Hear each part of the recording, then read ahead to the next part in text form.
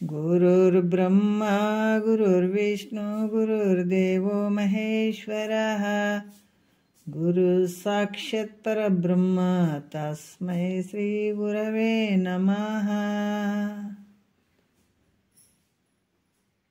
ಶ್ರೀ ಜಗದ್ಗುರು ಸಿದ್ಧಾರೂಢರ ಪಾದಕಮಲಗಳಿಗೂ ಶ್ರೋತ್ರಿಯ ಬ್ರಹ್ಮನಿಷ್ಠ ಸದ್ಗುರು ಬಸವಾನಂದರ ಪಾದಕಮಲಗಳಿಗೂ ಅವರ ಪ್ರತಿರೂಪದಂಥ ನಿಜಗುಣಪ್ಪನವರ ಪಾದಕಮಲಗಳಿಗೂ ನನ್ನ ದೀರ್ಘದಂಡ ಪ್ರಣಾಮಗಳನ್ನು ಸಲ್ಲಿಸುತ್ತಾ, ಸದ್ಗುರು ಮಾರ್ತಾಂಡ ಸಾವಯ ಸದ್ಗುರು ಪಾದಕಮಲಗಳಿಗೂ ನನ್ನ ದೀರ್ಘದಂಡ ಪ್ರಣಾಮಗಳನ್ನು ಸಲ್ಲಿಸುತ್ತಾ, ರಾಯಪ್ಪ ಸದ್ಗುರುಗಳಿಗೂ ಹಾಗೂ ನನ್ನ ಪತಿದೇವರಿಗೂ ಕೂಡ ನನ್ನ ದೀರ್ಘದಂಡ ಪ್ರಣಾಮಗಳನ್ನು ಸಲ್ಲಿಸುತ್ತಾ, ಎಲ್ಲ ಮಹಾತ್ಮರ ಪಾದಕಮಲಗಳಿಗೂ ನನ್ನ ದೀರ್ಘದಂಡ ಪ್ರಣಾಮಗಳನ್ನು ಸಲ್ಲಿಸುತ್ತಾ, ಮನದಲ್ಲಿ ಸ್ಮರಿಸಿಕೊಳ್ಳುತ್ತಾ ತಮ್ಮೆಲ್ಲರಿಗೂ ವಂದಿಸುತ್ತಾ, ಇವತ್ತಿನ ಪರಮಾನುಭವ ಬೋಧೆ 4ನೆಯ ಸಂಧಿ ಒಳಗೆ ಇವತ್ತಿನ ಆಧಾರದ ವಿಷಯ ನೋಡೋಣ ಯಾವುದು ಅಂದ್ರೆ 12ನೆಯ ಒಂದು ಸೂತ್ರ ನಡೆದದ. ಕೊನೆ ನುಡಿಗಳನ್ನು ಹೇಳ್ಕೊಂಡು ಹೋಗ್ಬೇಕಾಗ್ತದ. ಭಾಳಷ್ಟು ವಿಚಾರಗಳನ್ನು ಅವರು ಹೇಳ್ತಾ ಇದ್ದಾರೆ. ಏನಂತಂದ್ರೆ, ಆರುಢನ ಸ್ಥಿತಿ ಅನ್ನುವಂಥದ್ದು ಅಥವಾ ಜಗತ್ತಿನ ಜನರಿಗೆ ಕಿಂಕರನಾಗಿರುವಂಥವನಲ್ಲ, ಆರುಢ ಸ್ವರೂಪದಲ್ಲಿರುವಂಥವನು. ಆತನ ಒಂದು ಲಕ್ಷಣಗಳನ್ನು ಇಲ್ಲಿ ಹೇಳ್ತಾ ಇದ್ದಾರೆ. 12ನೆಯ ಸೂತ್ರ, ಜಗವಿದು ಪುಸಿಯೆಂದು ಮಿಗೆ ತಿಳಿದ ಆರುಢನಿಗೆ ಸುಖಾದಿ ದ್ವಂದ್ವ ತತಿಯುಂಟೆ ಅನ್ನುವಂಥದ್ದು. ಏನು ಹೇಳ್ತಾ ಇದ್ದಾರೆ? ಜಗವಿದು, ಈ ಜಗತ್ತು ಸುಳ್ಳು ಅಂತ ತಿಳ್ಕೊಂಡಂಥ, ಮಿಗೆ ಅಂದರೆ ವಿಶೇಷವಾಗಿ ಅರಿತಂಥ, ತಿಳಿದಂತಹ ಆರುಢನಿಗೆ ಸುಖ ದುಃಖ ಇವೇನಾರ ಅದಾವೇನು, ಈ ದ್ವಂದ್ವದ ಒಂದು ಸಮೂಹ ಐತೇನು ಅಂದರೆ ಇಲ್ಲ ಅನ್ನುವಂಥದ್ದನ್ನು ಇಲ್ಲಿ ಹೇಳ್ತಾ ಬರ್ತಾರೆ. ನಾವಿವತ್ತು 10ನೇ ನುಡಿಯಿಂದ ನೋಡೋಣ. ಭಾಳ ಅದ್ಭುತವಾಗಿ ಹೇಳ್ತಾರೆ. ಯಾಕಂದ್ರೆ ಈ ಕರ್ಮ ಉಪಾಸನೆಗಳಲ್ಲಿ ಹೇಳಿದಂತಹ ಏನು ಈ ವಿಧಿಗಳೇನದಾವ, ನಿಷೇಧಗಳೇನದಾವ, ಈ ವಾಕ್ಯಗಳು ಏನದಾವ, ಜ್ಞಾನಸಿದ್ಧನಾದಂಥ ಯೋಗಿಯನ್ನು ಒಂದು ಸ್ವಲ್ಪ ಕೂಡ ಸ್ಪರ್ಶ ಮಾಡಲಾರ್ದಂಥವು. ಯಾಕಂದ್ರೆ ಅದು ಯಾವ ಅದಕ್ಕೆ ಬೇಕಾಗಿಲ್ಲ ಅನ್ನುವಂಥ ವಿಚಾರವನ್ನು ಹೇಳ್ತಾ ಇದ್ದಾರೆ. ಏನು ಹೇಳ್ತಾ ಇದ್ದಾರೆ ಅಂತಂದ್ರೆ, ವೇದಗಳಲ್ಲಿ ಹೇಳಿದಂಥ ಪ್ರತಿಯೊಂದು ವಿಧಿವಿಧಾನಗಳು ಈ ಒಂದು ಆರುಢನಿಗೆ ಈ ಆಜ್ಞೆಯನ್ನು ಅಲ್ಲಿ ಇದು ಮಾಡೋಕ್ಕಾಗಲ್ಲ. ಆ ಆಜ್ಞೆಗಳು ಇಲ್ಲ ಯಾರಿಗೆ? ಆರುಢನಿಗೆ ಅನ್ನುವಂಥ ವಿಚಾರವನ್ನು ಹೇಳ್ತಾರೆ. ಯಾಕಂತಂದ್ರೆ ಈ ರೀತಿ ಹೇಳಿ ತನ್ನ ಇಚ್ಛಾನುಸಾರ ವ್ಯವಹರಿಸುವಂಥದ್ದು. ಯಾಕಂತಂದ್ರೆ ಈ ಜ್ಞಾನವನ್ನು ಪಡ್ಕೊಂಡಂಥ ಮತ್ತು ಮಹಾಯೋಗಿಯು, ಜ್ಞಾನಸಿದ್ಧನಾದಂಥ ಮಹಾಯೋಗಿಯು ತನ್ನ ಮೇಲೆ ವೇದದ ವಿಧಿ ನಿಷೇಧ ರೂಪ ಆಜ್ಞೆ ಇಲ್ಲ ಅಂತ ತಿಳಿದು ತನ್ನ ಇಚ್ಛಾನುಸಾರ ವ್ಯವಹಾರವನ್ನು ಮಾಡ್ತಾನತ್ತ, ವ್ಯವಹರಿಸ್ತಾನೆ. ಅತಿಗ ಪುಣ್ಯ ಪಾಪಗಳು, ಜನನ ಮರಣಗಳು, ಬಳಿಕ ಸ್ವರ್ಗ ನರಕಗಳು, ಸುಖ ದುಃಖಗಳು ಆಗಬೇಕಾಯ್ತು, ಆಗ್ತದೆ. ಯಾಕಂದ್ರೆ ಮತ್ತು ತನ್ನ ಇಷ್ಟ ಬಂದಂಗೆ ಆತ ವ್ಯವಹಾರ ಮಾಡಾಕತ್ತಾನೆ, ವ್ಯವಹರಿಸ್ತಾನಂತಂದ ಮೇಲೆ ಆತಿಗ ಪುಣ್ಯ ಪಾಪಗಳು ಆಗ್ತಾವೆ, ಅದರಿಂದ ಜನನ ಮರಣ ಆಗ್ತದೆ, ಅದರಿಂದ ಮತ್ತೇನಾಗ್ತದೆ ಸ್ವರ್ಗ ನರಕಗಳು, ಸುಖ ದುಃಖಗಳು. ಈಗ ನರ್ತನೆ ಪ್ರಾಪ್ತ ಆಗೋದ್ರಿಂದ ಜ್ಞಾನದಿಂದ ಏನು ಪ್ರಯೋಜನ ಇಲ್ಲ ಅಂತ ಶಂಕೆ ಮಾಡಿದರೆ, ಯಾಕಂದ್ರೆ ಈ ವೇದಗಳಲ್ಲಿ ಹೇಳಿದಂಥ ಒಂದು ಕಟ್ಟುಪಾಡುಗಳು ಅದಕ್ಕೆ ಸಂಬಂಧ ಇಲ್ಲ. ಆತ ತನ್ನ ಇಷ್ಟ ಬಂದಂಗೆ ವ್ಯವಹಾರ ಮಾಡ್ತಾನೆ ಅಂತಂದ ಮೇಲೆ ಮತ್ತು ಅದಕ್ಕೆ ಪಾಪ ಪುಣ್ಯಗಳು ಆಗ್ತವೆ, ಮತ್ತು ಜನನ ಮರಣ ಆಗ್ತದೆ, ಮತ್ತು ಅದಕ್ಕೆ ಸುಖ ದುಃಖಗಳು ಆಗ್ತವೆ, ಸ್ವರ್ಗ ನರಕಗಳು ಆಗ್ತವೆ.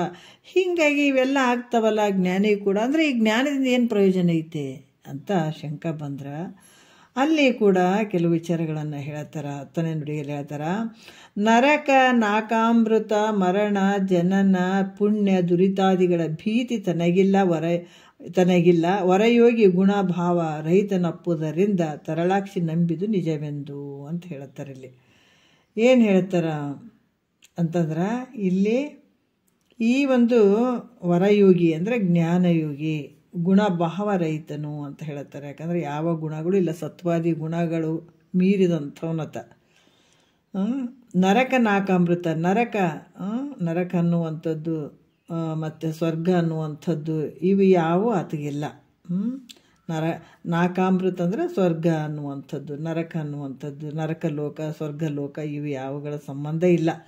ಜ್ಞಾನಯೋಗಿ ಹೆಂಗದನಂತಂದ್ರೆ 3 ಗುಣಗಳಿಗೆ ಅತೀತವಾಗಿರುವಂಥವನು. ಈ ರೀತಿಯಾಗಿ ಅದಕ್ಕೆ ಯಾವ 3 ಗುಣಗಳು ಇಲ್ಲ ಅಂಥತಿಗೆ ಯಾವ ವಿಧಿ ಉಂಟು? ಎಲ್ಲವನ್ನ ಮೀರಿರ್ತಾನತ.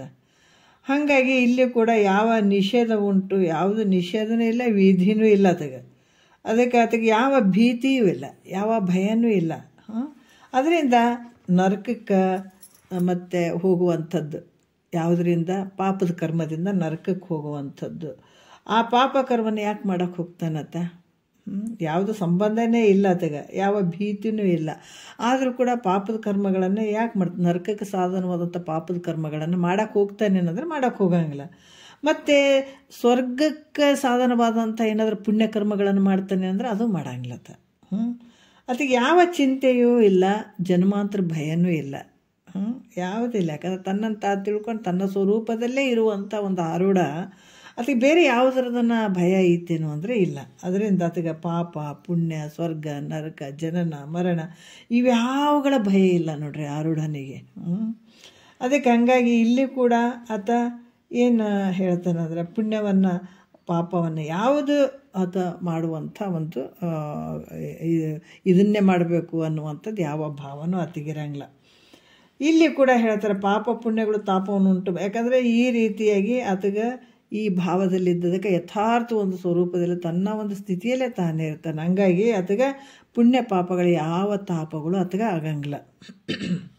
ಅದರಿಂದ ಶ್ರುತಿ ಕೂಡ ಹೇಳ್ತದೆ. ಅದರಿಂದ ಆತಗೆ ಇಹಪರ ಲೋಕದ ಸಂಬಂಧವಾದ ಯಾವ ಭಯನೂ ಇಲ್ಲ. ಇಹದಲ್ಲಿ ಆಗುವಂಥದ್ದು ಭಯ ಆಗಿರ್ಬೋದು, ಬೇರೆ ಯಾರಿಂದನೂ ಭಯ ಐತಪ್ಪ ಹಂಗನ್ನುವಂಥದ್ದು ಆಗಿರ್ಬೋದು, ಪರಲೋಕದಲ್ಲಿ ನಾನು ನರಕಕ್ಕೆ ಹೋಗ್ಬೋದೇನೋ ಸ್ವರ್ಗಕ್ಕೆ ಹೋಗ್ಬೋದೇನೋ ಯಾವ ರೀತಿಯಿಂದ. ಯಾಕೆ ಸ್ವರ್ಗಾದಿ ಭೋಗಗಳು ಕೂಡ ಅವು ಸಾತಿಶಯ ಕ್ಷಯ ಪತನ 3 ದುಃಖಗಳಿಂದ ಕೂಡ್ಯದ. ಅಲ್ಲಿನೂ ಏನು ಸುಖ ಐತೇನಂದರೆ ಅದು ಸುಖ ಇರೋಂಗಿಲ್ಲ. ಆದರೂ ಕೂಡ ಸ್ವರ್ಗಕ್ಕೆ ಹೋಗ್ತೀನಿ ಅನ್ನುವಂಥದ್ದಾಗಿರ್ಬೋದು, ನರಕಕ್ಕೆ ಹೋಗ್ತೀನಿ ಅನ್ನುವಂಥದ್ದಾಗಿರ್ಬೋದು, ಇಲ್ಲಿ ಇರುವಂಥ ಒಂದು ಭೋಗಗಳಾಗಿರ್ಬೋದು ಯಾವ ರೀತಿಯಿಂದನೂ ಆತಗೆ ಒಂದು ಭಯವೂ ಇಲ್ಲ ಆತಗೆ.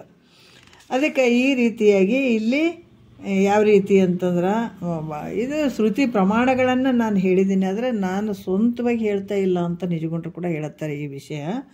ಅದಕ್ಕೆ ಇದು ಶ್ರುತಿ ಸಮ್ಮತವಾದ್ರಿಂದ ನೀನು ಅವಶ್ಯವಾಗಿ ಸತ್ಯ ಅಂತ ನಂಬು ಮೈತ್ರ ಅಂತ ಹೇಳ್ತಾರೆ ನೋಡ್ರಿ. ಯಾಕಂದ್ರೆ ಇದು ಶ್ರುತಿ ಸಮ್ಮತವಾದಂಥದ್ದು, ಶ್ರುತಿಯಲ್ಲಿ ಹೇಳಿದಂಥದ್ದನ್ನು ನಾನು ಹೇಳಕತ್ತೀನಿ. ಮತ್ತು ಈ ಆರೂಢಗೆ ಯಾವುದು ಸಂಬಂಧ ಇಲ್ಲ, ಭಯ ಇಲ್ಲ. ಇಹಲೋಕದ್ದು ಭಯ ಇಲ್ಲ, ಪರಲೋಕದ್ದು ಭಯ ಇಲ್ಲ, ಯಾವುದೂ ಇಲ್ಲ. ಅದಕ್ಕೆ ಪಾಪ ಪುಣ್ಯದ ಲೇಪನ ಕೂಡ ಆತಗೆ ಇರೋಂಗಿಲ್ಲ. ಇದು ನಾನು ಹೇಳಕತ್ತಿಲ್ಲ ಮೈತ್ರ, ಇದು ಯಾರು ಹೇಳ್ತಾ ಇದ್ದಾರೆ? ಶ್ರುತಿ ಸಮ್ಮತವಾದಂಥ ವಿಚಾರವನ್ನು ಹೇಳ್ತಾ ಇದ್ದೀನಿ ನಾನು. ಇದು ಅವಶ್ಯವಾಗಿ ಸತ್ಯ ಅಂತ ನಂಬು ಅಂತ ಹೇಳ್ತಾರೆ ನೋಡ್ರಿ. ಈ ರೀತಿಯಾಗಿ ಮತ್ತು 11ನೇ ನುಡಿಯಲ್ಲಿ ಹೇಳ್ತಾರೆ, ಈ ಕರ್ಮ ಉಪಾಸನ ಕಾಂಡಗಳಲ್ಲಿ ಹೇಳಿದ ಪ್ರಕಾರ ಇಲ್ಲಿ ಇಂಥದ್ದು ಮಾಡಬೇಕು, ಇಂಥದ್ದು ಮಾಡಬಾರ್ದು, ಇಂಥ ವಿಧಿ, ಇದು ಇಂಥದ್ದು ನಿಷೇಧ, ಇದನ್ನು ಈ ರೀತಿ ಒಳಪಡೆದಿದ್ದರೂ ಕೂಡ ಆತ ಇಂಥದಕ್ಕೇನು ಒಳಪಟ್ಟಿಲ್ಲ ಅಂತ ಹೇಳಿದ್ರಿ ನೀವು. ಅದಕ್ಕೆ ನಾನು ಒಪ್ಕೊಳ್ತೀನಿ. ಆದ್ರೆ ಅನಾತ್ಮವಾದ ದೇಹಾದಿಗಳಲ್ಲಿ ನಾನು ಅನ್ನುವಂಥ ಜೀವ ಪ್ರಾಪ್ತಿಯಾಗ್ಬೋದಲ್ಲ ಗುರುಗಳೇ ಅವರಿಗೆ? ನೋಡ್ರಿ ಮೈತ್ರಾದೇವಿ ಕೇಳ್ತಾಳೆ. ಹೌದು, ಕರ್ಮ ಉಪಾಸನ ಕಾಂಡದಲ್ಲಿ ಹೇಳಿದಂಥ ಇಂಥ ವಿಧಿಗಳು ಅದಾವ, ಇಂಥದ್ದು ಮಾಡಬೇಕಾದಂಥದ್ದು ಇದೈತೆ, ಬಿಡಬೇಕಾದಂಥದ್ದು ಇದೈತೆ, ನಿಷೇಧ ಕರ್ಮ ಅಂತ ಐತೆ, ಇದು ಮಾಡಬಾರ್ದು, ಇದು ಮಾಡ್ಬೇಕನ್ನುವಂಥದ್ದು ಐತೆ.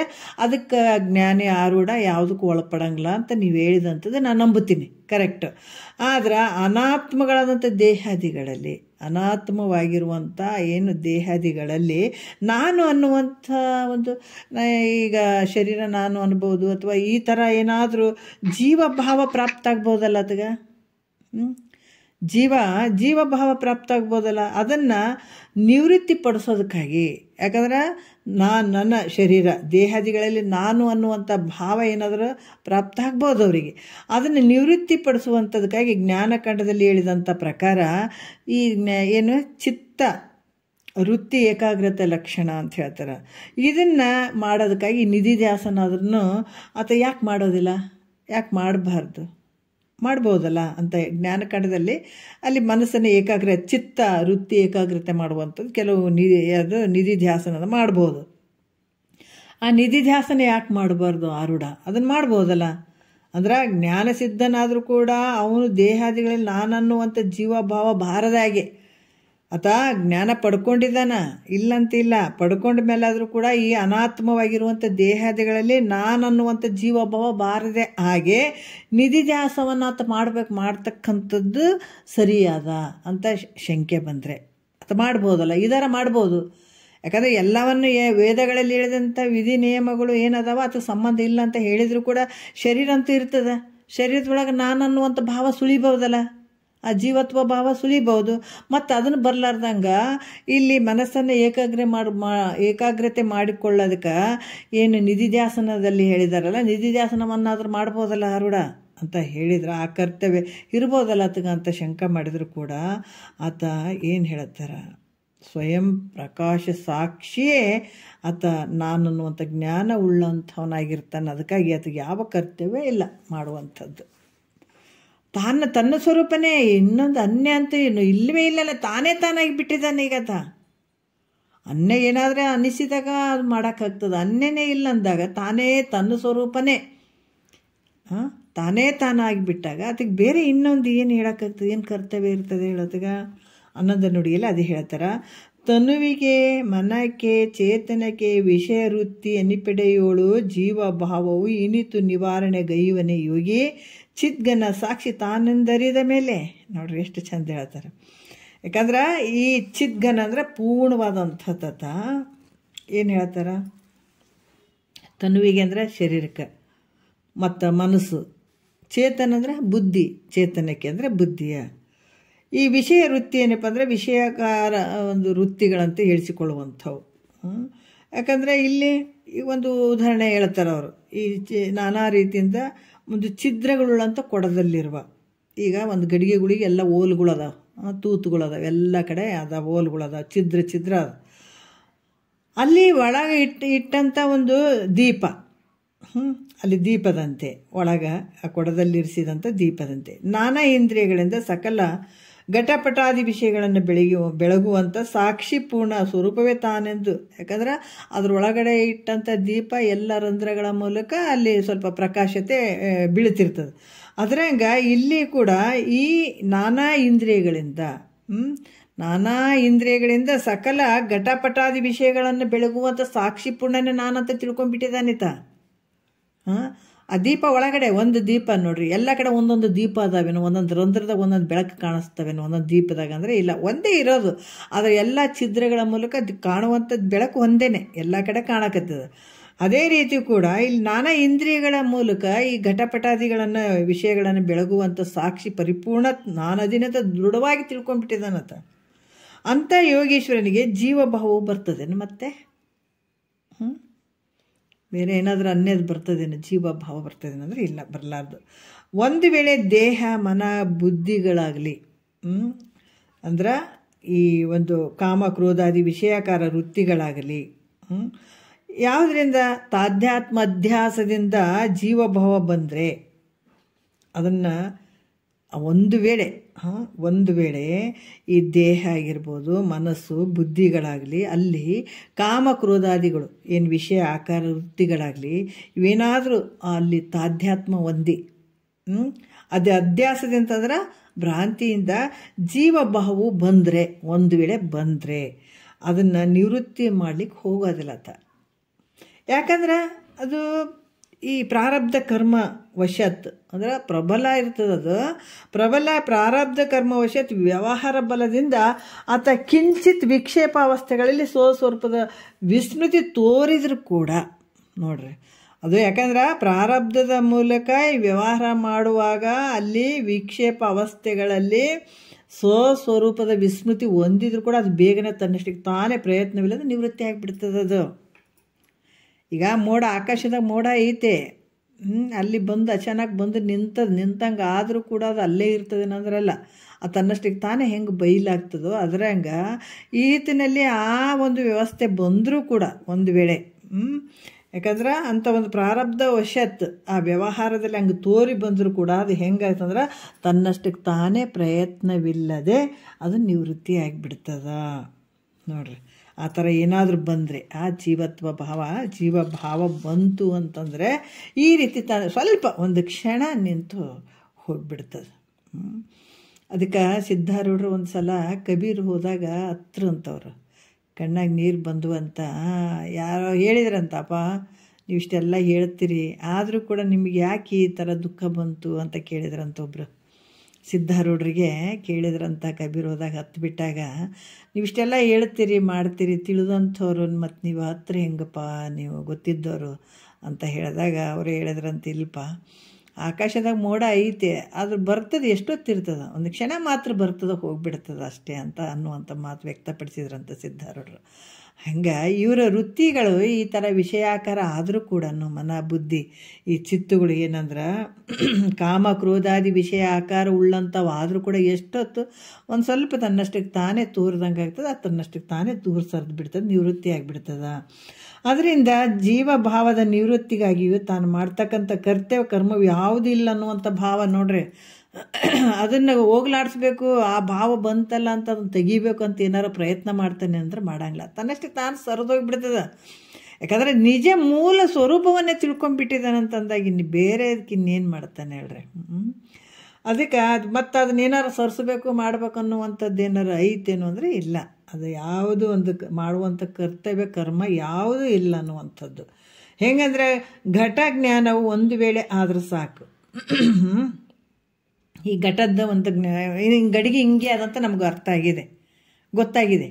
ಒಂದು ವಸ್ತು ಹಿಂಗೆ ಐತಂತ ನಮ್ಗೆ ಗೊತ್ತಾಗಿದೆ. ಒಂದು ಉದಾಹರಣೆ, ಘಟದ ಜ್ಞಾನ ನಮ್ಗೆ ಆಗ್ಯದಂತ ಅಂದ್ಕೊಳ್ರಿ.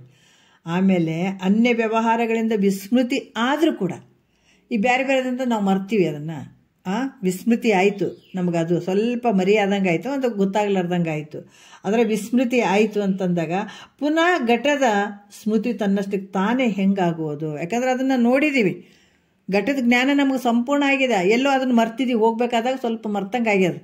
ಆದ್ರೆ ಅಲ್ಲಿ ಮತ್ತೇನೋ ಒಂದು ವಿಚಾರ ಮಾಡಾಗ ಇಲ್ಲ ನೋಡಿದ್ದೀನಿ, ನಾನು ಆ ಗಡಿಗೆಯನ್ನು ನೋಡಿದ್ದೀನಿ, ಘಟದ ಜ್ಞಾನ ಹೆಂಗೆ ಸಡನ್ಲಿ ನಮ್ಮ ತಲೆಗೆ ಬರ್ತದೆ, ಆ ವಿಚಾರ ಹೋಗ್ತದೆ, ಇಲ್ಲ ನೋಡಿದ್ದೀನಿ ನಾನು ಅನ್ನುವಂಥದ್ದು ಹೆಂಗೆ ತನ್ನಷ್ಟಕ್ಕೆ ತಾನೇ ಬರ್ತದೋ ಹಂಗೆ. ಹಾಗೆ ಸ್ಮೃತಿ ಆದರೂ ಆಗೋದು ನೋಡ್ರಿ. ಹಂಗೆ ಇದು ಕೂಡ ಆರುಢ ತನ್ನ ಸ್ಥಿತಿಯಲ್ಲಿ ಇದ್ದರೂ ಕೂಡ ಒಂದು ವೇಳೆ ಈ ಜೀವ ಭಾವ ಬಂದರೂ ಕೂಡ ತನ್ನಷ್ಟಕ್ಕೆ ತಾನೇ ಕರಗ್ತದೆ, ಮೂಲ ಸ್ವರೂಪಕ್ಕೆ ಹೋಗಿಬಿಡ್ತಾನೆ ಅಷ್ಟೇ. ಹಾಗಾಗಿ ತನ್ನ ಮೂಲ ಸ್ವರೂಪದಲ್ಲಿರ್ತಾನೆ, ಒಂದು ಸ್ವಲ್ಪ ಬಂದಂಗಾದರೂ ಕೂಡ ಇರುವಂಥದ್ದು ಮತ್ತೆ ಅದು ಯಥಾರೀತಿ ತನ್ನ ಮೂಲ ಸ್ವರೂಪಕ್ಕೆ ಹೋಗ್ಬಿಡ್ತಾನತ್ತ. ಅದಕ್ಕೆ ಇದು ಜ್ಞಾನ ಹೆಂಗಂದ್ರೆ ಒಂದು ಸಲ ಆಯಿತು ಅಂತಂದ್ರೆ ಅದು ಮತ್ತೆ ಯಾವ ಕಾಲಕ್ಕೆ ಇಲ್ಲರಿ, ಒಂದು 20 ವರ್ಷಕ್ಕೆ ಅವಾಗ ನನಗೆ ಆ ಜ್ಞಾನ ಆಗಿತ್ತು ರೀ, ಇವಾಗೆಲ್ಲ ಮರ್ತೀನಿ ರೀ ಅಂತ ಹೇಳಕ್ಕೆ ಬರಂಗಿಲ್ಲ ಅದು. ನಮ್ಗೆ ಅವಾಗ ಜ್ಞಾನ ಆಗಿತ್ತು, ಈಗೆಲ್ಲ ಮರ್ತೀನಿ ರೀ, ಈಗ ಅದು ಹೋಗ್ಯದೇನು ರೀ ಹಂಗೇನು ಅನ್ನಕ್ಕೆ ಬರಂಗಿಲ್ಲ. ಯಾವಾಗ ನಿನಗೆ ಅದು ಜ್ಞಾನ ಅಳವಟ್ಟಿತ್ತು, ನೀನು 100 ವರ್ಷ ಬದುಕಿದ್ರು ಕೂಡ ಅದು ಮತ್ತೆ ಹೋಗುವಂಥದ್ದಲ್ಲ. ಅದು ಜ್ಞಾನ ಒಂದು ಸಲ ಆಯ್ತಂದ್ರೆ ಮತ್ತೆ ತಿರುಗಾ ಅದು ಯಾವತ್ತೂ ಹೋಗುವಂಥದ್ದಲ್ಲ. ಅದಕ್ಕೆ ಮಹಾತ್ಮರು ಬಡದಾಡಿದ್ರು ಇದಕ್ಕಾಗಿ. ಒಂದು ಸಲ ಜ್ಞಾನ ಅಳವಟ್ಟಿತು ಅಂತಂದಾಗ, ಜ್ಞಾನ ಸೂರ್ಯ ಉದಯ ಆದನು ಅಂದಾಗ ಅಲ್ಲಿ, ಯಾಕಂದ್ರೆ ಅಜ್ಞಾನ ಅನ್ನುವಂಥ ಕತ್ತಲೆ ನಾಶಿಯಾಗಿ ಜ್ಞಾನ ಅನ್ನುವಂಥ ಸೂರ್ಯ ಉದಯ ಆದಂದ್ರೆ ಮತ್ತೆ ಯಾವತ್ತೂ ಅದಕ್ಕೆ ಕತ್ತಲೆ ಆವರಿಸ್ಕೊಳಂಗಿಲ್ಲ. ಹಾಗಾಗಿ ಇಲ್ಲಿ ಕೂಡ ಏನು ಹೇಳ್ತಾರೆ, ಘಟದ ಸ್ಮೃತಿ ತನ್ನಷ್ಟಕ್ಕೆ ತಾನೇ ಹೆಂಗೆ ಆಗ್ತದೋ ಹಾಗೆ ಸ್ಮೃತಿ ಆದರೂ ಕೂಡ ಹಂಗೆ ಆಗ್ತದೆ ಇಲ್ಲಿ ಕೂಡ. ಅದರಿಂದ ಜ್ಞಾನಯೋಗಿಗೆ ಯಾವ ಕರ್ತವ್ಯ ಇಲ್ಲ, ಅದನ್ನು ತೆಗಿಬೇಕು ಮಾಡಬೇಕು. ಯಾಕಂತಾರೆ ಒಂದು ವಸ್ತು ನೋಡ್ರಿ, ಯಾವುದೇ ಒಂದು ಈ ವಿಚಾರ, ಈ ಶರೀರ ಆಗಿರ್ಬೋದು, ಶರೀರದಲ್ಲಿರುವಂಥ ಇಂದ್ರಿಯಗಳು ಇವೆಲ್ಲವೂ ನಾನು ಅಲ್ಲ ಅಂಥೇಳಿ ಅದನ್ನು ಸಂಪೂರ್ಣವಾಗಿ ತೆಗೆದು ಹಾಕಿದಾನಂದ್ರೆ ಮತ್ತೆ ಅದ್ರ ಮೇಲೆ ಮತ್ತೇನಾರ ಭಾವ ಬರ್ತವೇನು?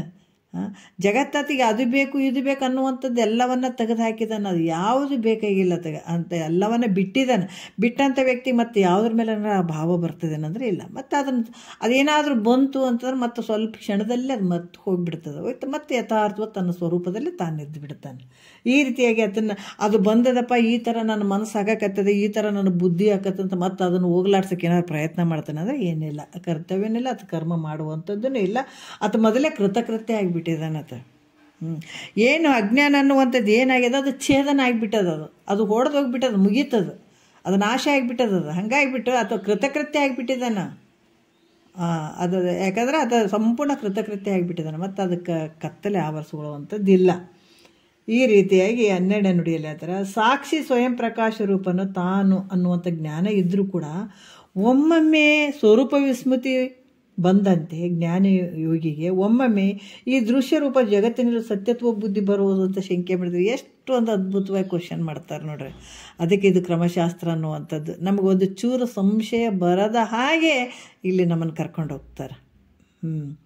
ಗೊತ್ತು, ಯಾಕಂದ್ರೆ ಮಗುವಿಗೆ ಏನು ಬೇಕು, ಅದು ಏನು ಕೇಳ್ತದ ಅನ್ನುವಂಥ ತಾಯಿಗೆ ಗೊತ್ತಾಗ್ತದೆ. ಕೇಳಿದ ತಕ್ಷಣ ಇಲ್ಲಮ್ಮ ಅದು ಹಂಗೈತೆ ನೋಡು ಹಿಂಗೈತೆ ನೋಡು ಉತ್ತರ ಆಗ್ಲೇ ಕೊಟ್ಬಿಟ್ಟಿರ್ತೀವಲ್ಲ, ಅದ್ರಂಗೆ ಇಲ್ಲಿ ಕೂಡ ಪ್ರಶ್ನೆ ಹಿಂಗೆ ಬರ್ಬೋದು ಶಿಷ್ಯನಿಗೆ ಅನ್ನುವಂಥದ್ರಲ್ಲಿ ಇಲ್ಲಿ ಎರಡೂ ರೀತಿಯಿಂದ ಅವರು ನಮ್ಮನ್ನು ಕರ್ಕೊಂಡು ಹೋಗ್ತಾರೆ.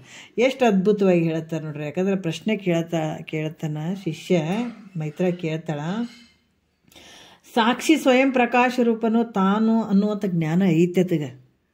ಇಲ್ಲಿ ಭಾಳಷ್ಟು ನೋಡ್ರಿ, ಇದು ಮನನ ಮಾಡಬೇಕಾದಾಗ ಹಿಂಗೆ ನಡೀತಾ ಇರ್ತಾವೆ. ಹೌದಾ?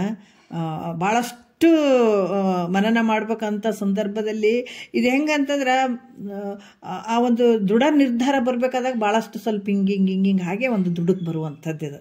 ಅದಕ್ಕೆ ಸ್ವಲ್ಪ ಸಮಯ ಯಾಕೆ ತಗೊಳ್ತದ ಅಂತಂದ್ರೆ, ಇಂದಿನ ಭಾಳಷ್ಟು ಸಂಸ್ಕಾರ ಇತ್ತಂತಂದ್ರೆ ಬರೀ ಈ ಮುದ್ರ ತೋರಿಸಿದ್ರೇ ಅವ್ರಿಗೆ ಜ್ಞಾನ ಆಗಿರ್ತದೆ.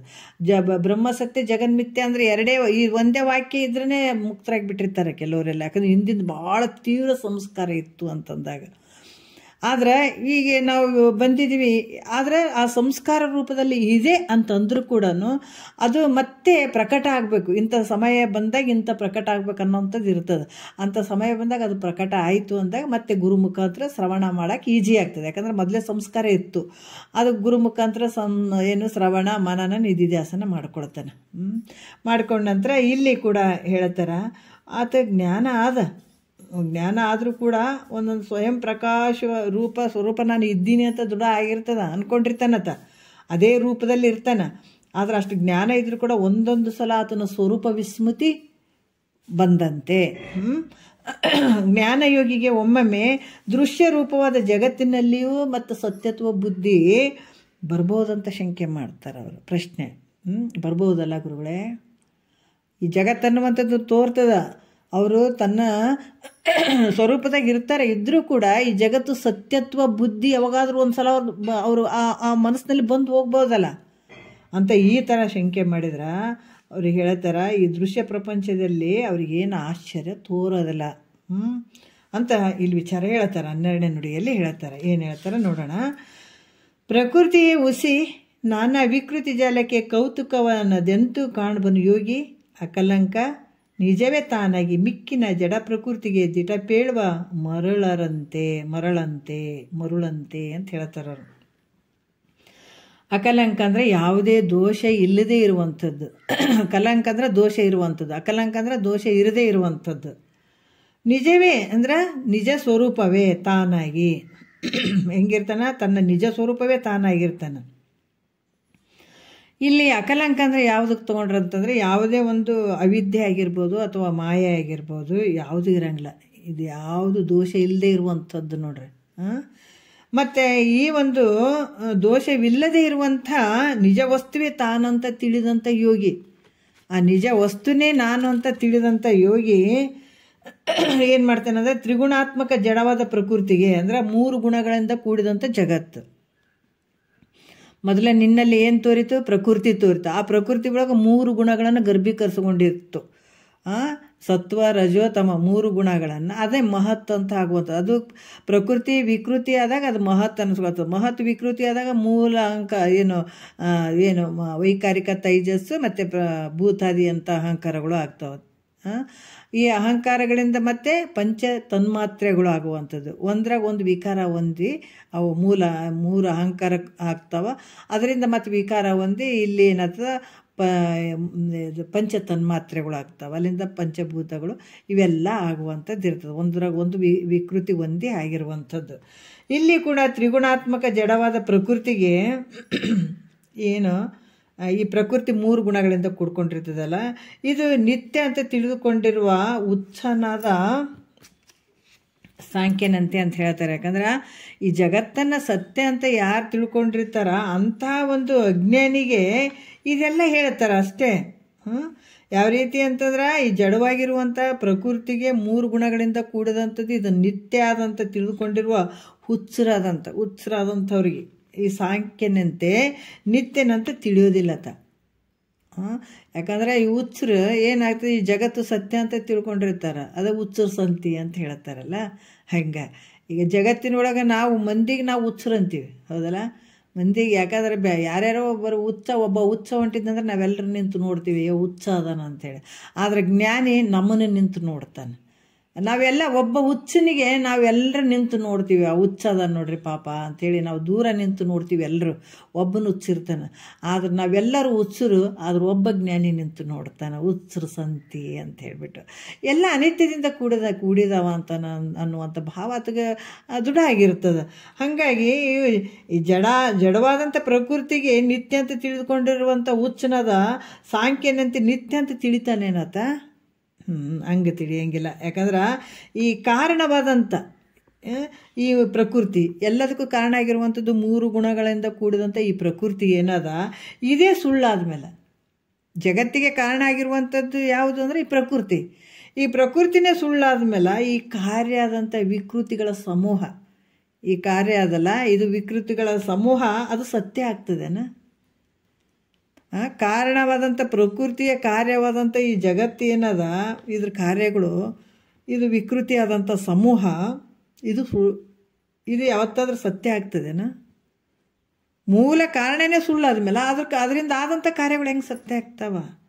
ಆಗಂಗಿಲ್ಲ. ಅದಕ್ಕೆ ಅದನ್ನು ಕಂಡಿತನು ಏನಾದರೂ ಆಶ್ಚರ್ಯ ವ್ಯಕ್ತಪಡಿಸ್ತಾನೇನೋ, ಅದಕ್ಕೆ ಅದು ಸತ್ಯ ಅಂತ ತಿಳ್ಕೊಳ್ತಾನೇನೋ ಅಂದರೆ ಇಲ್ಲ, ಅದು ಸುಳ್ಳಾಗಿರುವಂಥದ್ದು ಅಂತ ತಿಳ್ಕೊಂಡಿರ್ತಾನೆ. ಹಾಗಾಗಿ ಆತಗೆ ಯಾವ ಒಂದು ಸ್ವಲ್ಪ ಕೂಡ ಆತಗೆ ಯಾವ ರೀತಿಯಿಂದನೂ ವಿಸ್ಮೃತಿ ಬಂದರೂ ಕೂಡ ಅಲ್ಲಿ ಸತ್ಯತ್ವ ಬುದ್ಧಿ ಬರಂಗಿಲ್ಲ ಆತಗೆ. ಸ್ವಲ್ಪ ಅಜ್ಞಾನದ ಒಂದು ಲೇಷದಿಂದ ಒಂದು ಸ್ವಲ್ಪ ವಾಸನೆಯಿಂದ ಸ್ವಲ್ಪ ಬಂದಂಗೆ ಆಗಿರ್ಬೋದು, ಅದು ವಿಸ್ಮೃತಿ ಆದಂಗೆ ಆಗ್ತಿರ್ಬೋದು, ಆದರೆ ಜಗತ್ತಿನಲ್ಲಿ ಸತ್ಯತ್ವ ಬುದ್ಧಿ ಅಂತೂ ಎಂದೂ ಬರಂಗಿಲ್ಲ ಆತಗೆ. ಜಗತ್ತು ಸತ್ಯ ಐತಪ್ಪ, ಇದೆಲ್ಲದರಲ್ಲೇ ಸತ್ಯ ಆದಂಥ ವ್ಯವಹಾರ ಮಾಡ್ತಾನೆ ಅಂದರೆ ಯಾವತ್ತೂ ಬರಂಗಿಲ್ಲ ಆರೂಢನಿಗೆ. ಇಲ್ಲಿ ಹೇಳ್ತಾರೆ, ಯೋಗೀಶ್ವರಂಗೆ ವಿಧಿ ನಿಷೇಧ ಅಭಾವ ನಿರೂಪಣೆ ಸೂತ್ರ 12ಕ್ಕೆ ಪದ 105 ಅಂತ ಹೇಳಿ ಇಲ್ಲಿ ಮುಂದಿನ ವಿಚಾರಗಳನ್ನು ಹೇಳ್ತಾರೆ. ಬಹಳ ಅದ್ಭುತವಾದಂಥ ವಿಚಾರವನ್ನು ಹೇಳ್ತಾರೆ ನೋಡ್ರಿ. ಬಹಳಷ್ಟು ವಿಚಾರಗಳು ಹೇಳ್ತಾರೆ. ಆರೂಢ ಅಂದ್ರೆ ನಾವು ಹೆಂಗಿರ್ತಾನೆ, ಒಬ್ಬ ಗುರು ಹೆಂಗಿರ್ತಾನ ಅನ್ನುವಂಥದ್ದು, ಇವೆಲ್ಲ ನಮ್ಗೆ ಗೊತ್ತಾಗಬೇಕಾದ್ರೆ ಗುರು ಮುಖಾಂತರನೇ ಗೊತ್ತಾಗುವಂಥದ್ದು. ಇಲ್ಲಾಂದರೆ ಎಷ್ಟೋ ಒಂದು ಗೊಂದಲದಾಗಿರ್ತೀವಿ, ಎಷ್ಟೋ ದ್ವಂದ್ವದಾಗಿರ್ತೀವಿ.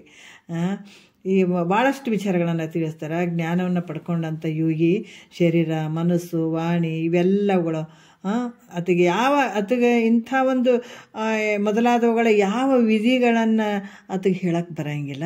ಯಾರಿಗೆ? ಜ್ಞಾನಿಗೆ. ಈ ಹೇಳಲ್ಪಟ್ಟಿತು. ಈಗ ಎಷ್ಟೋ ಜನರು ಗುರುಗಳು ಅಂತ ಹೇಳ್ತಾರೆ. ಜಗತ್ತಿನಲ್ಲಿ ಎಷ್ಟೋ ಜನರು ಗುರುಗಳು ಅನಿಸಿಕೊಂಡವರು ಶಿಷ್ಯ ಸಮೂಹವನ್ನು ಕುರಿತು ಅವರು ಏನು ಹೇಳ್ತಾರೆ? ಶರೀರ, ಮನಸ್ಸು ಮತ್ತು ಮಾತು, ಇವು ಯಾಕಂದ್ರೆ ತನು, ಮನ, ವಾಣಿ ಅಂತ ಇವು ಮೊದಲಾದ ಕರಣಗಳಲ್ಲಿ ಅನೇಕ ವಿಧಿ ನಿಯಮಗಳನ್ನು ಯಾಕೆ ಬೋಧಿಸಿದ್ರು? ಜಗತ್ತಿನಲ್ಲಿ ಭಾಳಷ್ಟು ಗುರುಗಳು ಅದಾರ. ಅವ್ರು ಏನು ಮಾಡಿದರು? ಶರೀರದಿಂದ, ಮನಸ್ಸಿನಿಂದ, ವಾಣಿಯಿಂದ, ಕಾಯ, ವಾಚ, ಮನಸ್ಸ ಇವು 3 ಮೊದಲಾದ ಕರಣಗಳಲ್ಲಿ ಕೆಲವು ವಿಧಿ ನಿಯಮಗಳನ್ನು ಬೋಧಿಸಿದ್ರು. ಹೇಳಿದರು, ಹಿಂಗೆ ಮಾಡಿರಿ, ಶರೀರದಿಂದ ಈ ಥರ ಮಾಡಿರಿ, ವಾಣಿಯಿಂದ ಈ ಥರ ಮಾಡಿರಿ, ಮನಸ್ಸಿನಿಂದ ಈ ಥರ ಮಾಡಿರಿ ಅಂತ ಭಾಳಷ್ಟು ಗುರುಗಳು ಇದನ್ನೇ ಹೇಳ್ತಾರೆ, ಹೌದಿಲ್ಲ? ಇವಾಗಾದರೂ ಹೇಳ್ತಾರೆ, ಯಾವಾಗಾದರೂ ಹೇಳ್ಕೊತಾನೆ ಬಂದಿದ್ರೆ ಭಾಳಷ್ಟು ಗುರುಗಳು ಇದನ್ನು ಬೋಧಿಸ್ತಾರೆ. ಅವ್ರೇನು ಅಜ್ಞಾನಿಗಳೇನ ಹಂಗೆ ಬೋಧಿಸಕ್ಕೆ? ನೀವು ನೋಡಿದ್ರೆ ಹಂಗೆ ಹಿಂಗಂತೆಲ್ಲ ಹೇಳಕತ್ತೀರಿ ಭಾಳ. ಆದರೆ ಜ್ಞಾನಿಗಳು ಎಷ್ಟೋ ಗುರುಗಳು ಮತ್ತು ಶರೀರದಿಂದ ಈ ಥರ ಮಾಡಿರಿ, ಕರ್ಮ ಮಾಡಿರಿ, ಮತ್ತು ವಾಣಿಯಿಂದ ಮಾಡಿರಿ, ಆಮೇಲೆ ಮನಸ್ಸಿನಿಂದ ಹಿಂಗೆಲ್ಲ ಮಾಡಿರಿ, ಕಾಯ ವಾಚ ಮನಸ್ಸಿನಿಂದ ಹಿಂಗೆಲ್ಲ ಮಾಡಿರಿ ಅಂತ ಬೋಧಿಸ್ತಾರಲ್ಲ, ಅವ್ರೇನು ಅಜ್ಞಾನಿಗಳೇನು?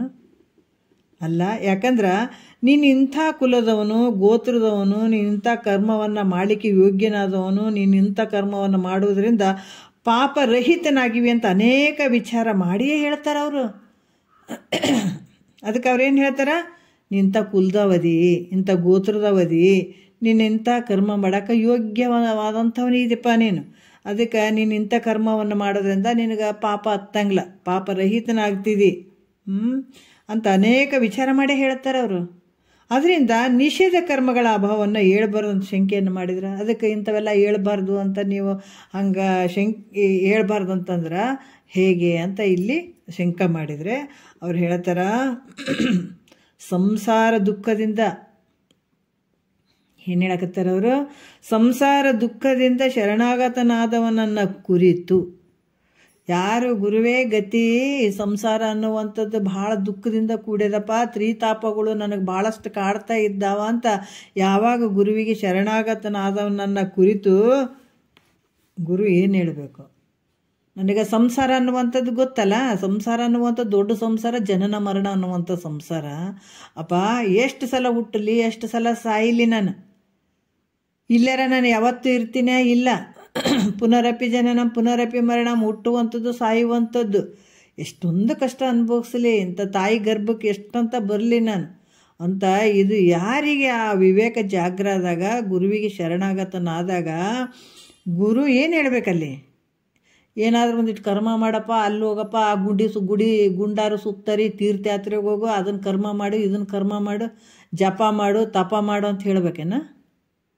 ಅದಕ್ಕೆ ಹೇಳ್ತಾರವರು, ಆ ರೀತಿ ಸಂಸಾರದ ದುಃಖವನ್ನು ಕಂಡು ಶರಣಾಗತನಾದವನನ್ನು ಕುರಿತು ನೀನು ಅಕ್ರಿಯ ಮತ್ತು ನಿತ್ಯ ಶುದ್ಧ ಇದೆಪ್ಪ ಅಂತ ಅವನ ಸ್ವರೂಪದ ಜ್ಞಾನವನ್ನು ಉಂಟು ಮಾಡಬೇಕೆ ಹೊರತು ನೀನು ದೇಹಿ ಇದೆ, ನೀನು ಕರ್ಮಿ ಇದೆ, ನೀ ಪಾಪಿ ಇದೆ ಅಂತ ಹೇಳಿ ವಿಧಿ ನಿಯಮಗಳನ್ನು ಹೇಳುವನು ಗುರು ಆತನೇನತ.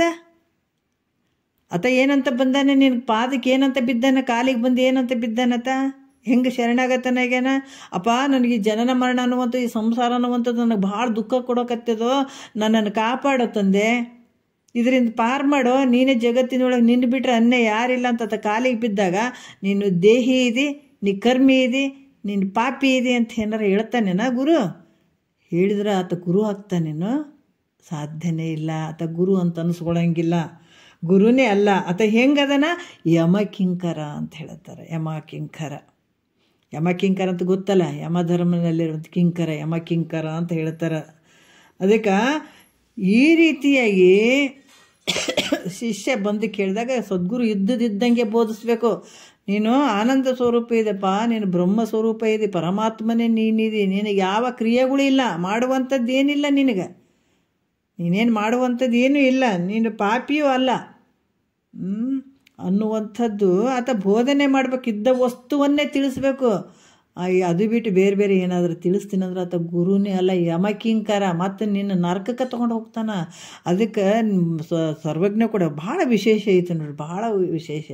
ಸರ್ವಜ್ಞ ಕೂಡ ಹೇಳ್ತಾರೆ, ಬಳ್ಳಿ ಗುರುಡರು ಕೂಡಿ ಅಳ್ಳವನು ಬಿದ್ದಂತೆ, ಒಳ್ಳೆ ಗುರುವಿನ ಉಪದೇಶವಿಲ್ಲದೆ ಎಲ್ಲಿಯುವುದು ಮುಕ್ತಿ ಸರ್ವಜ್ಞ. ಎಲ್ಲರಿ ಎಲ್ಲ ನಾ ಗುರು ನೀ ಗುರು, ಗುರುಗಳೂ ಹಾಗೆ, ಶಿಷ್ಯರುಗಳು ಹಾಗೆ. ಎಲ್ಲಿರಿ ದಡಕ್ಕೆ ಮುಟ್ಸೋಂಥ ಗುರು, ದಡಕ್ಕೆ ಮುಟ್ಸೋಂಥ ಗುರು ಕಷ್ಟಪಡ್ಬೇಕ್ರಿ ಶಿಷ್ಯನ ಸಲುವಾಗಿ. ಇದ್ದಿದ್ದಂಗೆ ಬೋಧಿಸ್ಬೇಕು. ತನ್ನ ದೃಢ ಸ್ವರೂಪ ಬರೋವರೆಗೂ ಗುರು ಕೈ ಕಟ್ಟಿ ನಿಲ್ಲಬೇಕು ಸದ್ಗುರುನಾಥ. ಯಾರೇ ಆಗ್ತಾರೆ ಗುರುಗಳು ಗೊತ್ತಾಗ್ತದಲ್ಲ. ಯಾಕಂತಂದ್ರೆ ಅಂಥ ಸದ್ಗುರು ಇದ್ದಾಗ ನಾವು ಇಂಥ ಭವಸಾಗರವನ್ನು ದಾಟಕ್ಕಾಗ್ತದೆ. ಏನು ಹೇಳ್ತಾರೆ? ಭವಮಾಲೆ ಒಳಗಾದೆನೆಂಬುದೇ ಪುಸಿ ನಿನ್ನ ವಿವರಿಸಿ ನೋಡಲೇ ಜೀವನೇ ಅಂತ ಹೇಳುವಂಥದ್ದು. ಅದನ್ನು ವಿವರಿಸಿ ಹೇಳ್ತಾನಲ್ಲ ಸದ್ಗುರುನಾಥ.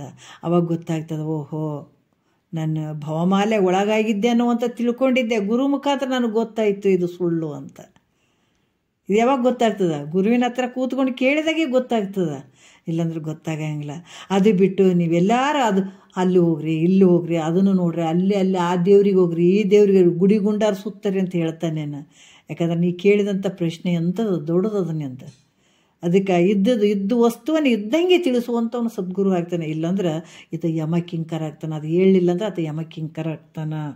ಅದಕ್ಕೆ ಯಥಾರ್ಥ ಸ್ವರೂಪವನ್ನು ಬೋಧಿಸುತ್ತಾ ವಿಧಿ ನಿಯಮ ಅಭಾವವನ್ನು ತಿಳಿಸುವವರೇ ಇಲ್ಲಿ ಹೇಳ್ತಾರೆ. ಯಾಕಂದರೆ ಯಥಾರ್ಥವಾದ ಸ್ವರೂಪವನ್ನು ಬೋಧಿಸುತ್ತಾ ವಿಧಿ ನಿಯಮದ ಅಭಾವವನ್ನು ಹೇಳುವವರೇ ನಿಜವಾದ ಗುರುಗಳೆಂದು ಹೇಳುತ್ತೆ. ಯಾಕಂದ್ರೆ ಅದು ಯಾವುದು ನಿನಗೆ ವಿಧಿ ನಿಯಮಗಳು ಅವು ಯಾವ ಇಲ್ಲಪ್ಪ, ನಿನ್ನ ಸ್ವರೂಪ ಹೆಂಗೈತೆ ಅಂತಂದ್ರೆ ಯಾವಾಗಲೂ ಇರುವಂಥದ್ದು, ನಿತ್ಯವಾಗಿರುವಂಥದ್ದು ಅಂತ ಹೇಳುವಂಥದ್ದು ಹೇಳುತ್ತಾ ಸಾಧಕರಲ್ಲಿಯೇ ವಿಧಿ ನಿಯಮದ ಅಭಾವವನ್ನು ಹೇಳಿದ ಮೇಲೆ ನೋಡ್ರಿ. ಯಾಕಂತಂದ್ರೆ ಇಂಥ ಒಂದು ಸಾಧಕರಲ್ಲಿ ವಿಧಿ ನಿಯಮದ ಅಭಾವವನ್ನು ಹೇಳಿದ ಮೇಲೆ ಇನ್ನು ಸಿದ್ಧನಲ್ಲಿ ಹೇಳ್ತಾರೇನು? ಬಂದು ಕೇಳಕತ್ತೇನಂತಂದಾಗ ನೀನು ಮಾಡುವವನಲ್ಲ ಏನಲ್ಲಪ್ಪ, ನಿನ್ನ ಸ್ವರೂಪ ಹೆಂಗೈತೆ ಅಂದರೆ ಪರಬ್ರಹ್ಮ ಸ್ವರೂಪನೇ ನೀನಿದೆ.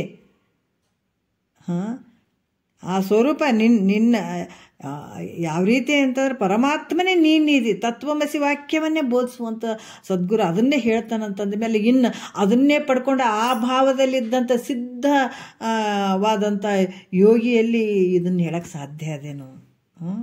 ಏನು ಸಾಧ್ಯ ಇಲ್ಲ. ಆತ ಏನಾದರೂ ಈ ಜಗತ್ತು ಸತ್ಯ ಅಂತ ಹೋಗ್ತಾನೆ, ಇಂಥವೆಲ್ಲ ಜೀವಭಾವ ಇರ್ತದೆ ಅಂದರೆ ಸಾಧ್ಯನೇ ಇಲ್ಲ ಅಂತ ಹೇಳುವಂಥ ವಿಚಾರ. ಈಗ ಮತ್ತೆ ಅದನ್ನು ಹೇಳ್ತಾರೆ ನೋಡ್ರಿ, ಭಾಳ ಅದ್ಭುತವಾಗಿ ಹೇಳ್ತಾರೆ. ಏನು ಹೇಳ್ತಾರೆ ನೋಡ್ಬೇಕು, 13ನೇ ಸೂತ್ರದಲ್ಲಿ ಭಾಳ ಚಂದ ಹೇಳ್ತಾರೆ. ಪುಸಿ ನಿಯಮವನ್ನು ಬೋಧಿಸುವವನೇ ನಿಜ ಗುರು, ಪುಸಿ ದಿಟವೆಂಬ ಕರ್ಮಿಯ ಹೋಲು. ನೋಡ್ರಿ, ಪುಸಿ ನಿಯಮವನು. ಅದಕ್ಕೆ ನಿಜಗುಂಡ್ರ ಶಾಸ್ತ್ರ ಭಾಳಷ್ಟು ಎಳೆಯಾಗಿ ತೊಗೊಂಡಿದ್ದಾರೆ. ಎಳೆಯಾಗಿ ಇಂಥ ಒಂದು ವಿಚಾರಗಳನ್ನ ನಾವು ಬೇರೆ ಎಲ್ಲಿ ನೋಡೋಕ್ಕೆ ಸಾಧ್ಯ ಇಲ್ಲ ಅಂದ್ಕೊಳ್ತೇನೆ. ಒಂದು ಮನೆಗೆ ಒಂದು ಒಂದು ಮನೆ ಕಟ್ಟಬೇಕಾದ್ರೆ ಒಂದು ಸಣ್ಣದೊಂದು ಚಿಪ್ಪುಗಲ್ಲು ಕೂಡ ಭಾಳ ಇಂಪಾರ್ಟೆಂಟ್ ಇರ್ತದೆ ಆ ಮನೆ ನಿಲ್ಲಕ್ಕೆ. ಸದೃಢವಾಗಿ ಚೆನ್ನಾಗಿ ಕಟ್ಟಬೇಕಂತಂದ್ರೆ ಒಂದಿಷ್ಟು ಮಣ್ಣು ಆಗಿರ್ಬೋದು, ಒಂದಿಷ್ಟು ಆಗಿರ್ಬೋದು, ಪ್ರತಿಯೊಂದು ಅದಕ್ಕೆ ಒಳಗೊಂಡಿರ್ತದೆ ಆ ಮನೆಗೆ ಅಲ್ಲ. ಅದೇ ರೀತಿ ಕೂಡ ಒಂದು ಸಣ್ಣ ವಿಷಯಗಳು ಕೂಡ ಬಿಡಂಗಿಲ್ಲ. ಅಷ್ಟು ಅದ್ಭುತವಾಗಿ ಇಲ್ಲಿ ಹೇಳ್ತಾ ಹೋಗ್ತಾರೆ. ಶಿಷ್ಯನಿಗೆ ಯಾವ ಒಂದು ಸಂಶಯಗಳು ಉಳ್ಕೊಳ್ಳಿಕ್ಕೆ ಸಾಧ್ಯನೇ ಇಲ್ಲ. ಆ ರೀತಿ ಬರೆದಂಥ ನಿಜಗೊಂಡ್ರು. ನಿಜವಾಗಿ ನಾವೆಲ್ಲರೂ ಹೆಮ್ಮೆ ಪಡಬೇಕು. ಈ ಕನ್ನಡದವರಿಗೆ ನಮ್ಗೆ ಮಾಡಿಟ್ಟಂಥ ಆಸ್ತಿ ನಿಜಗೊಂಡ್ರದು. ಬೇರೆ ಇದ್ದಾವೆ, ಎಲ್ಲನೂ ಇದ್ದಾವೆ, ಇಲ್ಲ ಅಂತಿಲ್ಲ.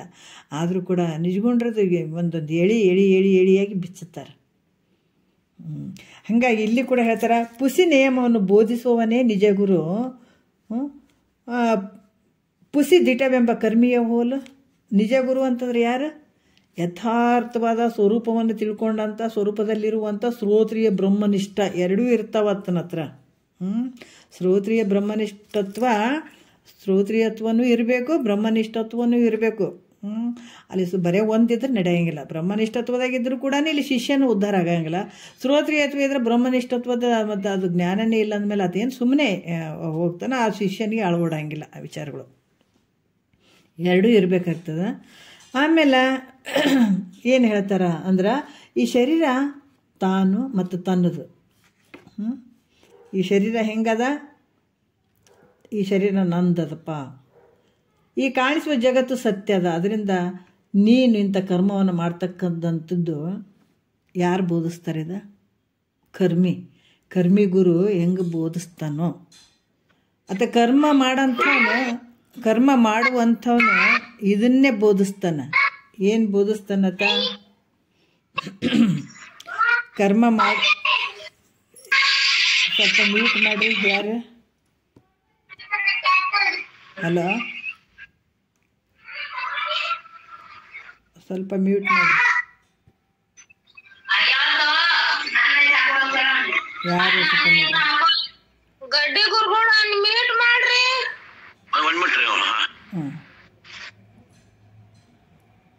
ಇಲ್ಲಿ ಹೇಳ್ತಾರ ಯಾವ ರೀತಿ ಅಂತಂದ್ರೆ, ಈ ಕರ್ಮಿ ಗುರು ಹೆಂಗೆ ಬೋಧಿಸ್ತಾನಂತಂದ್ರ, ಶರೀರ ನಾನು, ನಂದದ, ಈ ಜಗತ್ತು ಸತ್ಯ ಅಂತ. ಶರೀರ ಸತ್ಯ ಅನಿಸಿದಾಗ ಮಾತ್ರ ಕರ್ಮ ನಡೀತದೆ ನೋಡ್ರಿ. ಕರ್ಮಗಳು ಎಲ್ಲಿ ನಡೀತಾವ? ಜಪ ತಪ ಯಜ್ಞ ಯಾಗಾದಿಗಳು ಕರ್ಮಗಳು ಪೂಜೆ ಪುರಸ್ಕಾರಗಳು ಎಲ್ಲಿ ನಡೀತಾವ? ಶರೀರ ನಾನು ಅಂದಲೇ ನಡೀತಾವ ಅಲ್ವಾ? ಅದಕ್ಕೆ ಈ ಕರ್ಮಿ ಗುರು ಏನು ಮಾಡ್ತಾನಂದ್ರೆ ಶರೀರದ ಬಗ್ಗೆ ಹೇಳ್ತಾನ. ಶರೀರ ತಂದು ನನ್ನದಾದ, ಈ ಜಗತ್ತು ಸತ್ಯ ಅದಂತಲೇ ಕರ್ಮ ಮಾಡ್ತಕ್ಕಂಥ ಗುರು ಆ ಶಿಷ್ಯರಿಗೆ ಬೋಧಿಸ್ತಾನೆ. ಹಾಗೆ ಸದ್ಗುರುಗಳು ಬೋಧಿಸ್ತಾರೇನು? ಸದ್ಗುರುಗಳು ಹೇಳ್ತಾರೇನಂದ್ರೆ ಹಂಗೆ ಹೇಳಂಗಿಲ್ಲ. ಆತ ಹೇಳಂಗಿಲ್ಲ. ಏನಂದ್ರೆ ಕಾಣಿಸುವಂಥ ಜಗತ್ತು ಮಿಥ್ಯಾದಂತಲೇ ಹೇಳಬೇಕತ್ತ. ಅದಕ್ಕೆ ಹೇಳ್ತಾರೆ ವಿಹಿತ ಗುರುಗಳು ಹೆಂಗಿರ್ತಾರಂತಂದ್ರೆ ಇದ್ದಂಗೆ ಹೇಳ್ಬೇಕತ್ತ.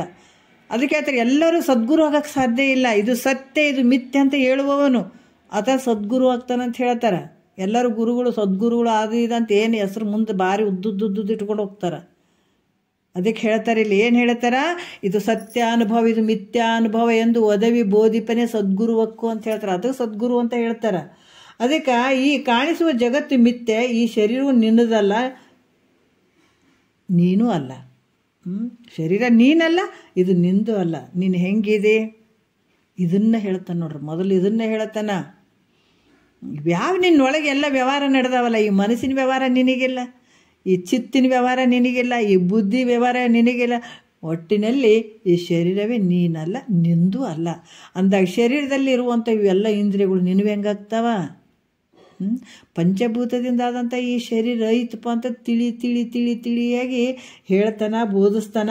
ನೀ ಹೆಂಗಿದೆ? ಅಕರ್ತ, ನೀ ಮಾಡುವವನಲ್ಲ, ಅಭೋಕ್ತ, ಭೋಗಿಸುವಂಥವನಲ್ಲ. ನೀನು ಹೆಂಗಿದೆ? ಆರಾಮಿದೆ, ಮೊದಲೇ ಆರಾಮಿದ್ದಾವಿದೆ ನೀನು. ಈಗ ಹೇಳ್ತಾರೆ ಯಾರು ಹಾಸ್ಪಿಟ್ಲಿಗೆ ಹೋಗ್ಬೇಕಾದಾಗ, ಹೆಂಗ್ರಿ ಆರಾಮದಿರಿ ಅನ್ನಂದ್ರೆ, ಇಲ್ರಿ ಆರಾಮಿದ್ದೆ, ಆದ್ರೆ ಸ್ವಲ್ಪ ಈಗ ಯಾಕೋ ಆರಾಮಿಲ್ದಂಗೆ ಆಗಿದ್ರೆ ಅದಕ್ಕೆ ದವಾಖಾನಿಗೆ ಹೋಗಿವಿ ಅಂತ ದವಾಖಾನಿಗೆ ಹೋಗ್ತೀವಿ, ತೋರಿಸ್ಕೊಂಡು ಬರಾಕಂತೀವಿ. ಮೊದಲೇ ಆರಾಮದನತ್ತ, ಮೊದಲು ಇರೋದೇ ಆರಾಮದಾನ.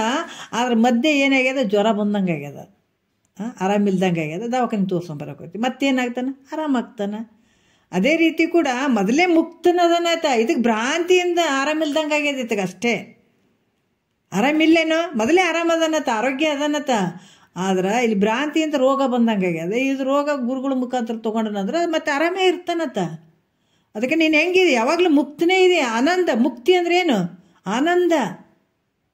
ಯಾವುದನ್ನು ಮುಕ್ತಿ ತಂದು ಕೊಟ್ಟಾರೇನು ಗುರುಗಳಂತ ಅಲ್ಲ. ಮುಕ್ತ ಅಂದ್ರೇನು? ಆನಂದ ರೂಪವಾಗಿರುವಂಥ ಇದೇ ಆನಂದಕ್ಕೆ, ಇದು ಸವೇದ ಆನಂದ. ಇದೇ ಆನಂದಕ್ಕೆ ನಾವೆಲ್ಲ ಪರಮಾತ್ಮ ಅನ್ನುವಂಥದ್ದು, ಪರಬ್ರಹ್ಮ ಅನ್ನುವಂಥದ್ದು, ಸದಾಕಾಲ ಆನಂದವಾಗಿರುವಂಥದ್ದು. ಇದಕ್ಕೆ ಮುಕ್ತಿ ಅನ್ನುವಂಥದ್ದು, ಇದು ಆನಂದಕ್ಕೆ. ಅದಕ್ಕೆ ಇಂಥ ಒಂದು ನೀನು ಹೆಂಗಿದೆ ಅಂದರೆ ಆ ಸ್ವರೂಪ, ನೀನು ಮುಕ್ತನ ಸ್ಥಿತಿನೇ ಇದೆ ನಿನಗೆ. ನೀನು ಅದಕ್ಕೆ ನೀ ಮಾಡ್ತಕ್ಕಂಥದ್ದು ಯಾವುದೂ ಇಲ್ಲ. ಇದು ಭಾಳ ಮೇಲ್ಮಟ್ಟದ್ದು. ಯಾವಾಗ ಇವು ಕರ್ಮ ಉಪಾಸನೆಗಳು ಯಾವಾಗ ನಡೀತಾವೆ ಅಂದರೆ, ಇದು ಅದೇ ಭ್ರಾಂತಿ ಕಾಲದಾಗ ಇವೆಲ್ಲ ನಡೀತಾವೆ. ಯಾವಾಗ ಇನ್ನೂ ಮೇಲ್ಮಟ್ಟಕ್ಕೆ ಬಂದುಬಿಟ್ಟಿದಾನ ಮಾಡುವತ್ತು. ಯಾಕಂದ್ರೆ ನೋಡ್ರಿ, ಹೈಯರ್ ಆಫೀಸರ್ ಆದಂಗೆಲ್ಲ ಕೆಲಸ ಮಾಡೋದು ಏನಿರಂಗಿಲ್ಲ ಅಲ್ಲ. ಆಫೀಸ್ದಾಗ ನೋಡಬೇಕು, ಬರೇ ಸುಮ್ಮನೆ ಕುಂತು ಹಿಂಗೆ ಸಹಿ ಮಾಡೋದು, ಅದು ಮಾಡೋದು ಅಷ್ಟೇ ಮಾಡ್ತಾರೆ ವಿನಃ ಅಲ್ಲಿ ಏನಂದ್ರೆ ಈಗ ಕೆಳಗಿನಿಂದ ಮೇಲ್ಮಟ್ಟದ ತನಕ ಬರೀ ಕೆಲಸ ಮಾಡ್ತಿರ್ತಾವೆ. ಈ ಕೆಲವೊಂದು ಮಷಿನರಿ ವರ್ಕ್ಗಳು ಅವೆಲ್ಲ ಇರ್ತಾವೆ, ಕೆಲವೊಂದು ನಾನಾ ರೀತಿಯಿಂದ ಕೆಲಸಗಳು ಇರ್ತಾವೆ. ಮೇಲ್ಮಟ್ಟಕ್ಕೆ ಬಂದಾಗ ಅಲ್ಲಿ ಏನಿರಂಗಿಲ್ಲ, ಸುಮ್ಮ ಒಂದು ಇದು ಚೇಂಬರ್ನ ಕೂತ್ಕೊಂಡು ಬರೆಯೋದು ಮಾಡೋದು ಅಷ್ಟೇ ಇರ್ತದೆ. ಇಲ್ಲಿ ಕೂಡ ಹೆಂಗೆ ಅಂತಂದ್ರೆ, ಮೊದಲೆಲ್ಲ ಅದೆಲ್ಲ ಮಾಡ್ಕೊಂಡು ಈಗ ಸಂಸಾರ ಅನ್ನುವಂಥ ದುಃಖದ ಒಂದು ಅರಿವಿನ ಸ್ಥಿತಿಗೆ ಬಂದಿದ್ದಾನೆ. ಅದು ಬಂದು ಗುರುವಿಕೆ ಅದನ್ನು ಗುರು ಇದ್ದಿದ್ದಂಗೆ ಹೇಳ್ಬೇಕು, ನೋಡಪ್ಪ ನೀನು ಮುಕ್ತಿನೇ ಇದೆ, ಅನಂತ ಪುರುಷನೇ ಇದೆ, ನಿನಗೆ ಯಾವ ರೀತಿಯಿಂದನೂ ದುಃಖ ಇಲ್ಲ, ನಿನಗೆ ಜನನ ಇಲ್ಲ, ಮರಣ ಇಲ್ಲ, ಯಾವುದಕ್ಕೆ ಒಳಗಾದಂಥವನ್ನಲ್ಲ, ನೀನು ಸ್ವರೂಪ ನೋಡ್ಕೊ ಅಂತ ಎಲ್ಲ ತಿಳಿಸಿ, ನೀ ಅಕರ್ತನಿದೆ, ಅಭೋಕ್ತದೇನಿದೆ, ನೀನು ಯಾವಾಗಲೂ ನಿತ್ಯ ಮುಕ್ತನಿದೆ, ನೀ ಮಾಡ್ತಕ್ಕಂಥದ್ದು ಏನೂ ಇಲ್ಲಪ್ಪ, ಯಾವುದೂ ಇಲ್ಲ ಅಂತ ಹೇಳಿ ನಿಜವಾದ ಯಥಾರ್ಥ ಸ್ವರೂಪವನ್ನು ತಿಳಿಸುವಂಥವ್ನು ಯಾರು ಅಂತಂದ್ರೆ ನಿಜವಾದ ಗುರು ಆತ ಗುರು ಅಂತ ತಿಳ್ಕೊ. ಅದು ಬಿಟ್ಟು ನಾನು ಏನೇನೋ ಹೇಳ್ಕೊತ ಹೋಗ್ತೀನಿ, ನೀವು ಅದು ಮಾಡಿರಿ ಇದು ಮಾಡಿರಿ ಅಂತ, ಅದು ನಿಜವಾದ ಗುರು ಹೇಳತ್ತಾನೇನ್ರಿ? ಯಾಕಂತಂದ್ರೆ ಬೇರೆ ಏನು ದಾರಿ ತಪ್ಪಿಸೋ ಕೆಲಸ ಮಾಡ್ತಾನೇನು ಅಂದ್ರೆ ಅದು ಗುರು ಅಲ್ಲ, ಯಮಕಿಂಕರ್ ಅಂತ ಹೇಳ್ಯಾರ ಅವರು. ಇನ್ನು ಮುಂದೆ ಹೇಳ್ತಾರೆ ಅವರು ಯಮ ಇಲ್ಲಿ ನೀನು ಸೀದಾ ಡೈರೆಕ್ಟ್ ನರಕಕ್ಕೆ ತೊಗೊಂಡೋಗಂಥ ಗುರುಗಳವರು. ಅದಕ್ಕೆ ಇಲ್ಲಿ ನೀನು ಯಥಾರ್ಥವಾದಂಥ ಸ್ವರೂಪವನ್ನು ಯಾರು ತಿಳಿಸ್ತಾರ ಅವರು ನಿಜವಾದ ಗುರು ಅಂತ ತಿಳಿ ಅಂತ ಹೇಳ್ತಾರೆ ಅವರು. ಮತ್ತು ನಾವು ಮುಂದಿನ ವಿಚಾರ ನಾಳೆ ಮಾತಾಡೋಣ. ಭಾಳಷ್ಟು ಅದ್ಭುತವಾದಂಥ ವಿಚಾರ ಹೇಳ್ತಾರೆ ಗುರುಗಳು. ಮತ್ತು ಈ ವಿಚಾರಗಳನ್ನು ನಾಳೆ ಮಾತಾಡೋಣ. ಒಂದೆರಡು ಮತ್ತು ಗುರುಗಳ ಪಾದಕ್ಕೆ ಅರ್ಪಿಸಿ ಆರಾಮ.